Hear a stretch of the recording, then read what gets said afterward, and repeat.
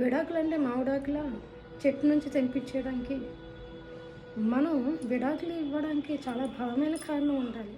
కానీ ఈ రోజుల్లో మాట వినలేదని, ఫోన్ ఇవ్వలేదని, డబ్బులు ఇవ్వలేదని, అన్నం పెట్టలేదని, ఇలాగ ఒకరికొకరు అర్థం చేసుకోకుండా సమస్యలు పై తెచ్చుకొని చిన్న సమస్యను కూడా పెద్ద సమస్య చేసి విడాకులకు సిద్ధంగా ఉంటున్నారు.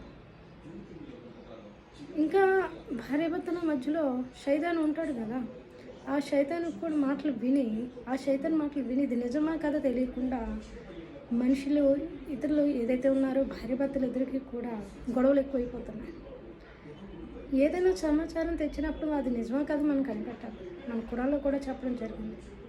కాబట్టి ఎప్పుడు కూడా విడాకులు అనేది దానికి చాలా బలమైన కారణం ఉండాలి. బలమైన కారణం లేకుండా మనం ఎప్పుడు కూడా తలాకు ఇవ్వడానికి సిద్ధం అనుకుంటాం.